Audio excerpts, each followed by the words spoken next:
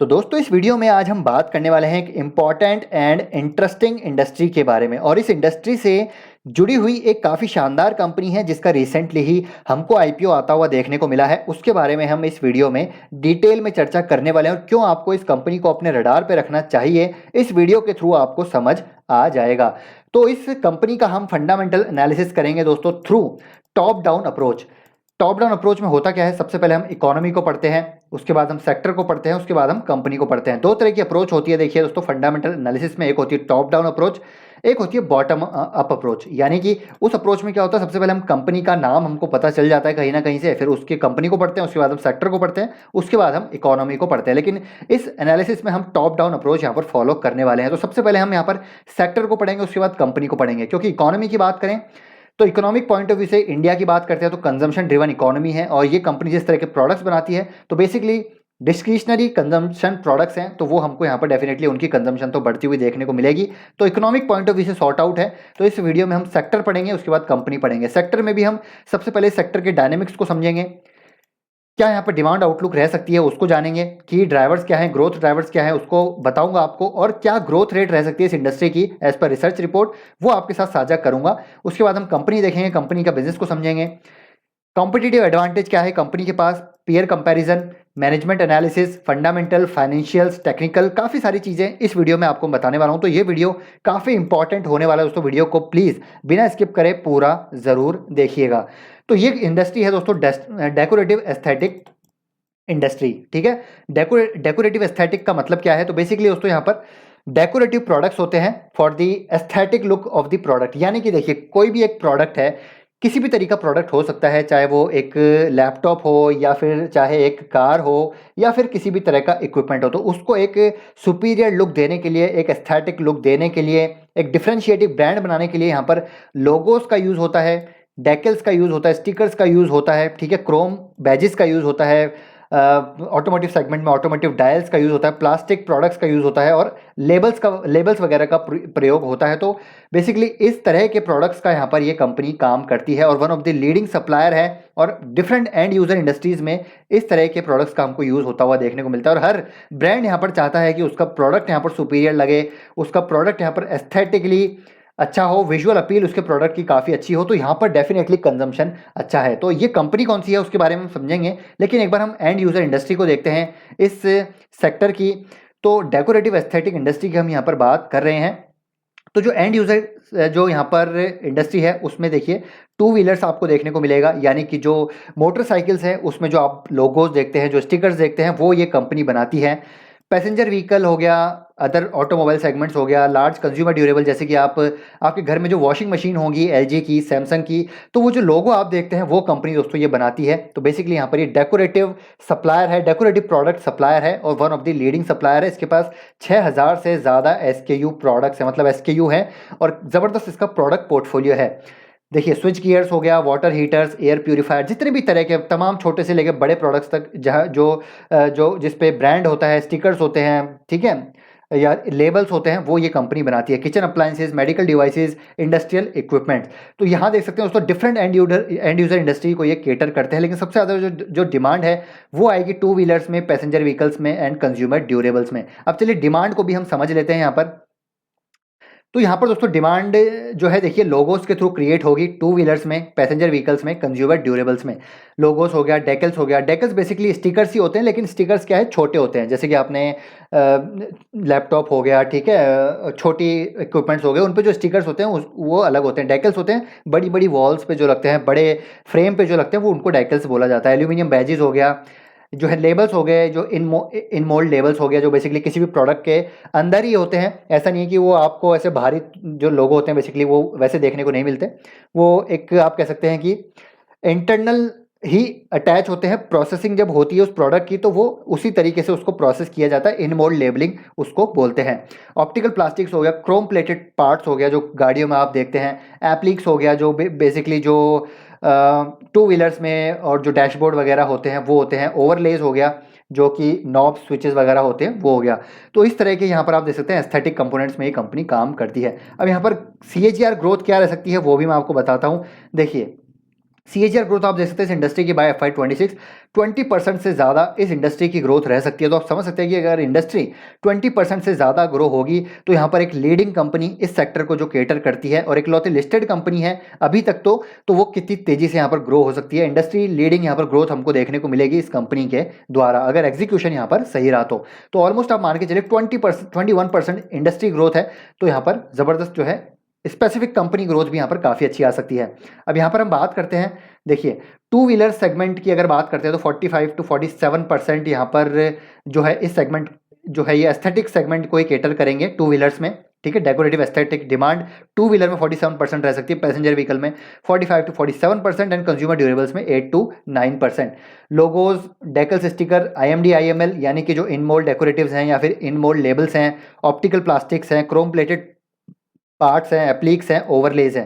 तो यहाँ पर आप देख सकते हैं सबसे ज़्यादा जो ग्रोथ आएगी वो इन मोल्ड डिवाइसेज या इन मोल्ड लेवल्स में आएगी, क्योंकि जो दोस्तों इलेक्ट्रिक व्हीकल का भी एक बहुत बड़ा ट्रेंड हमको देखने को मिला है। अब अगर आप देखें तो ऐसे प्रोडक्ट्स बन रहे हैं जो बेसिकली जिनके अंदर लेबल जो है इन मोल्ड आते हैं, यानी कि ऐसा नहीं है कि आपको बाहर से वो उभरे हुए देखने को मिलेंगे, वो अंदर ही लेबल्ड आते हैं, वो प्रोसेसिंग के टाइम ही हो जाते हैं। जैसे हमने मोल्टेक पैकेजिंग की बात करी थी तो वो भी IML पैकेजिंग में मार्केट लीडर है, वैसे ही दोस्तों यहाँ पर इन मोल्ड जो है इनका एस्थेटिक प्रोडक्ट्स की डिमांड लगातार बढ़ रही है। तो यहाँ पर ये उस तरह के सप्लाई करते हैं, मतलब डिज़ाइन सप्लाई करते हैं, सोल्यूशन सप्लाई ये करते हैं। ऑप्टिकल प्लास्टिक्स की बात करते हैं, क्रोम प्लेटेड के प्लास्ट बात करते हैं, तो ये जो सेगमेंट है तीनों ये काफ़ी तेज़ी से ग्रो होते हुए हमको देखने को मिल सकते हैं।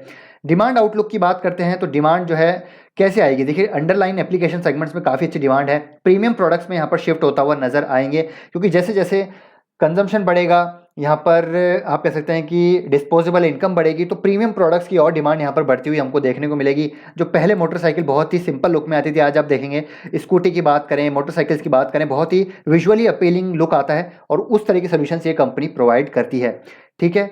Increasing penetration of superior aesthetic products across product categories, optical plastics वगैरह हो गया, या फिर यहाँ पर आप देख सकते हैं। अब यहाँ पर एक जो प्रोडक्ट्स है वो देखिए देखिए देखिए किस तरह के डिमांड है, किस तरह के प्रोडक्ट्स में यहाँ पर शिफ्ट होता हुआ हमको देखने को मिल रहा है। पहले 2D डायल आते थे, अब 3D डायल आ गए, ठीक है।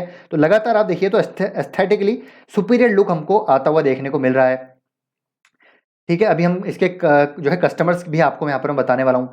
देखिए सुजुकी एक्सेस में ये 2D डायल आता था पहले, अब देखिए ऑप्टिकल प्लास्टिक्स इस तरह का लुक आ रहा है, ठीक है। अगर हम TFT डिस्प्ले की बात करें, पहले टच ऑप्शन नहीं आता था, अब यहाँ पर टच ऑप्शन आता है।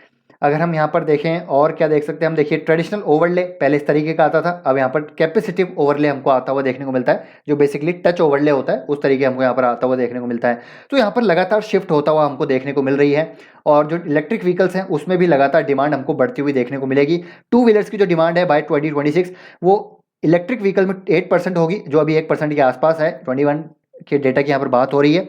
पैसेंजर व्हीकल्स में 1.20% है, वो 4% तक हमको जाती हुई देखने को मिल सकती है। तो इलेक्ट्रिक व्हीकल सेगमेंट की भी आप इसको एज ए प्रॉक्सी प्ले कर सकते हैं। तो यहाँ पर दोस्तों इंडस्ट्री में काफ़ी ज़बरदस्त आप जिस तरह ट्रिगर्स हमको देखने को मिलते हैं। कंपनी की बात करते हैं, कंपनी कौन सी है, कंपनी का नाम है SJS एंटरप्राइजेज। जी हाँ दोस्तों, SJS एंटरप्राइजेज 6000 से ज़्यादा SKUs हैं, top 3 Indian decorative aesthetic player में हमको ये आता हुआ देखने को मिलता है। मार्केट कैप देखिए बहुत ही छोटा मार्केट कैप है, 1300 करोड़ का। स्टॉक का पी अगर आप देखें इंडस्ट्री पी से हमको कम देखने को मिलता है। रिटर्न रेशोज काफ़ी अच्छे हैं कंपनी के, ROC ROE अगर आप देख सकते हैं, बिल्कुल डेट फ्री कंपनी है। अगेन एक और यहाँ पर अच्छी चीज़ है, बिल्कुल शून्य प्लेज है, पॉजिटिव फ्री कैश फ्लो एक कंपनी जनरेट कर रही है। यहाँ पर अगर हम प्रॉफिट एंड लॉस की बात करें, उसमें भी हम मार्जिन की बात करें, तो आप देखिए दोस्तों एक चीज़ आपको यहाँ पर हैरान करेगी, 30% से ज़्यादा कंपनी जो है कांस्टेंट बेसिस पे मार्जिन अपने यहाँ पर मेंटेन कर रही है, जो कि बहुत ही अच्छी है। तो इंडस्ट्री लीडिंग मार्जिन पे कंपनी काम कर रही है। सेल्स अगर आप देखें तो लगातार हमको सेल्स यहाँ पर ग्रो होती हुई देखने को मिली है। हालांकि देखिए अभी दोस्तों आपने देखा पिछले कुछ टाइम से ऑटोमोटिव सेगमेंट में डिमांड हमको यहाँ पर आती हुई देखने को नहीं मिली है, लेकिन स्टिल यहाँ पर कंपनी ग्रो कर रही है, अपने मार्जिन को मेंटेन कर रही है, तो वो एक अच्छी चीज़ है। साथ ही साथ नेट प्रॉफिट भी आप देखिए यहाँ पर बढ़ता हुआ हमको देखने को मिल रहा है। हालांकि इंडस्ट्री में अभी ग्रोथ नहीं है, लेकिन स्टिल यहाँ पर हमको ग्रोथ देखने को मिल रही है। इतनी ज़्यादा ग्रोथ नहीं है, लेकिन स्टिल आप समझ सकते हैं कि दोस्तों यहाँ पर ये आगे ग्रो होती हुई हमको देखने को मिलेगी इंडस्ट्री। जैसे ही यहाँ पर इंडस्ट्री में डिमांड आएगी, ऑटोमोबाइल सेक्टर में डिमांड आएगी, ये कंपनी भी आपको भागती हुई देखने को मिल सकती है। बैलेंस शीट की हमने बात ऑलरेडी करी ली दोस्तों, यहाँ पर ऑलमोस्ट डेट फ्री कंपनी है, कंपनी के रिजर्व्स भी यहाँ पर लगातार बढ़ते हुए देखने को मिल रहे हैं।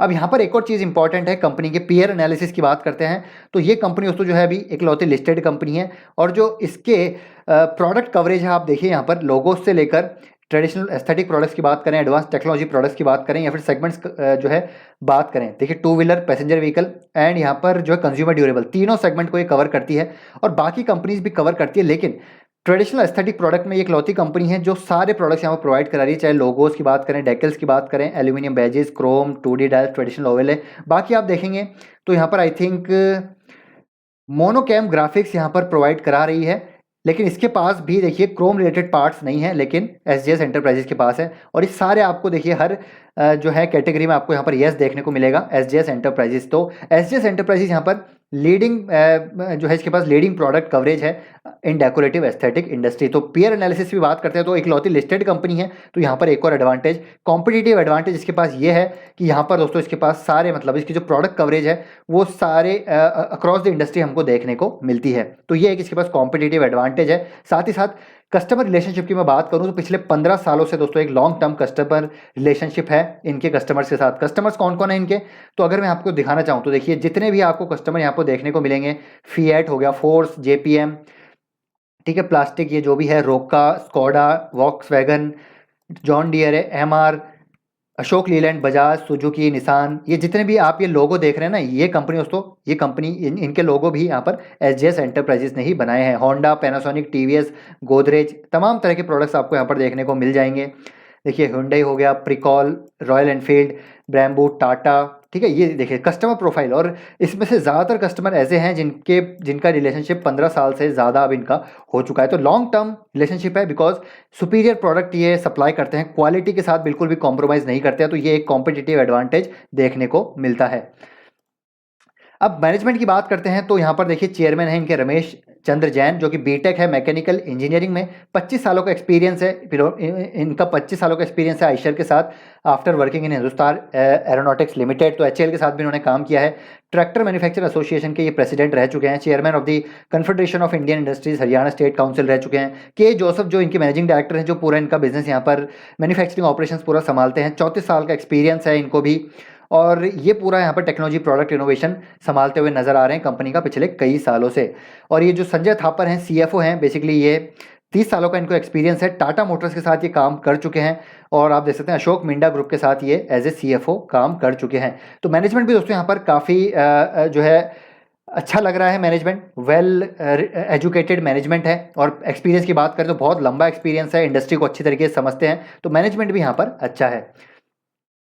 बाकी हमने यहाँ पर इनकी बात ऑलरेडी कर ही ली। अब यहाँ पर दोस्तों हम थोड़ा सा यहाँ पर समझते हैं कंपनी के फंडामेंटल्स को और फाइनेंशियल नंबर्स को, ठीक है। तो आप देखिए दोस्तों कंपनी के हमने यहाँ पर ऑलरेडी रिटर्न रेशोज देख लिए। शेयर होल्डिंग पैटर्न अगर आप देखें तो प्रमोटर्स के पास 50.37 है, और मार्च का लेटेस्ट डेटा आ चुका है। एफआईएस ने थोड़ी सी अपनी होल्डिंग यहाँ पर कम की है, लेकिन स्टिल 5.09% है। डीआईएस के पास 18.32 थे दिसंबर में, डीआईएस ने अपनी होल्डिंग को यहाँ पर बढ़ा लिया है, अगेन एक और पॉजिटिव है। और पब्लिक में भी आपको 25.80 देखने को मिलेंगे, और पब्लिक में भी एक बड़ा इन्वेस्टर आपको देखने को मिलेगा विद द नेम ऑफ आशीष कचोलिया। जी हाँ दोस्तों, आशीष कचोलिया जी भी इसमें इन्वेस्टेड हमको देखने को मिलते हैं। तो ये है दोस्तों कंपनी के बारे में पूरी जानकारी। और अब यहाँ पर हम टेक्निकल चार्ट पे देखते हैं क्या सिचुएशन नज़र आ रही है। तो आप देखिए आईपीओ आया था, डेफिनेटली आईपीओ के आने के बाद से दोस्तों यहाँ पर जो है गिरावट हमको देखने को मिली, और अब यहाँ पर एक बेस बनता हुआ नजर आ रहा है, और ये स्टॉक जो है वो ऊपर जाता हुआ नजर आ रहा है। तो इस कंपनी को आप अपने रडार पे रखिए। मेरे को लगता है जब एक बार ये अपना आईपीओ का जो ऑल टाइम हाई था 541 के क्रॉस करेगा, उसको यहाँ पर सस्टेन करेगा, ब्रेकआउट देगा, उसके बाद एक अच्छी खासी तेजी हमको आती हुई देखने को मिल सकती है। जैसे ही ऑटोमोटिव इंडस्ट्री में डिमांड आएगी, ये कंपनी भी आपको वापस से भागती हुई देखने को मिलेगी, क्योंकि फंडामेंटल्स अच्छे हैं, डेट फ्री कंपनी है, मैनेजमेंट अच्छा है, कॉम्पिटिटिव एडवांटेज अच्छा है, और जो कस्टमर हैं वो रिनाउंड कस्टमर्स हैं, लॉन्ग टर्म रिलेशनशिप है अपने कस्टमर्स के साथ, सुपीरियर प्रोडक्ट है, प्रोडक्ट पोर्टफोलियो काफ़ी शानदार है। तो किसी भी पैमाने पर कंपनी नज़र जो है मुझे ख़राब नज़र नहीं आती। बस वैल्यूएशन उस टाइम ज़्यादा थे आईपीओ के टाइम, लेकिन अब यहाँ पर रीजनेबल वैल्यूएशन पे ये कंपनी नज़र आ रही है। तो इसको आप अपने रडार पे रख सकते हैं। अगर आपको अपनी रिसर्च के बाद अगर आपको इस कंपनी पे कन्विक्शन आता है तो मेरे ख्याल से सीएमपी पे भी आप इसको बाय कर सकते हैं। अब इसमें कुछ रिस्क भी हैं। देखिए दोस्तों, जैसे मैंने इस देर से बोल ही रहा हूँ, मैं आपके साथ रिस्क की बात कर रहा हूँ कि यहाँ पर जो इंडस्ट्री डिमांड है, अगर वो स्लगिश डिमांड होती हुई देखने को मिली तो इनके वॉल्यूम्स और ग्रोथ में यहाँ पर जो है नेगेटिव इंपैक्ट पड़ता हुआ देखने को मिल सकता है। तो इंडस्ट्री का ग्रो होना काफ़ी ज़रूरी है। साथ ही साथ थोड़ा सा क्लाइंट कॉन्सेंट्रेशन में रिस्क भी है, और कि इनका जो टू व्हीलर एक्सपोजर है वो काफ़ी ज़्यादा है। 55% रेवेन्यू जो है इनका ऑलमोस्ट 55% रेवेन्यू FY21 की मैं बात कर रहा हूँ वो टू व्हीलर सेगमेंट से ही आता हुआ हमको देखने को मिला है। और क्लाइंट कॉन्सेंट्रेशन की बात करें तो टॉप जो 5 कस्टमर हैं उनसे करीब 60% का रेवेन्यू इनका आता है, टॉप 10 कस्टमर से अराउंड 80% का रेवेन्यू आता है। तो क्लाइंट कॉन्सेंट्रेशन रिस्क भी थोड़ा सा है इनके पास, लेकिन ये एक रिस्क है, लेकिन इसको अगर ये इफेक्टिवली मैनेज कर लेते हैं जैसे कि पास्ट में किया है तो मेरे ख्याल से यहाँ पर ये कंपनी ग्रो होती हुई नजर आएगी। बाकी दोस्तों आप अपनी रिसर्च और स्टडी भी जरूर कीजिए ताकि आपको कन्विक्शन बिल्ड हो और आप इसमें पोजीशन बना पाए। तो आई होप ये वीडियो आपको इन्फॉर्मेटिव लगा होगा। वीडियो पसंद आए तो लाइक कीजिए, शेयर कीजिए, चैनल को सब्सक्राइब कर लीजिए। अगर आपके कोई भी क्वेश्चन डाउट्स हैं स्टिल तो आप कमेंट बॉक्स में जरूर पूछ सकते हैं, आपको जरूर रिप्लाई करूंगा। मिलते हैं आपसे नेक्स्ट वीडियो में। Till then take care, bye bye.